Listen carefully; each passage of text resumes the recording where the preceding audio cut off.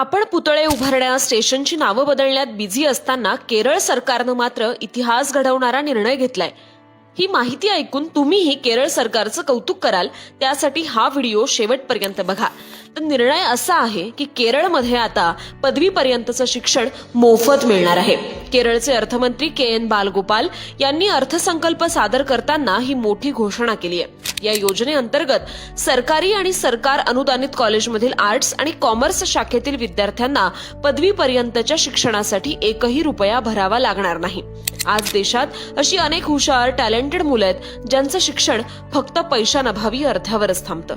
पण या निर्णयामुळे किमान केरळमध्ये तरी पैसा नाही पण स्वप्न आहेत असं म्हणणाऱ्या प्रत्येक विद्यार्थ्याला शिकण्याची संधी मिळणार आहे. हा निर्णय फक्त बजेटमधली घोषणा नाही, हा निर्णय आहे भविष्यात गुंतवणूक करण्याचा.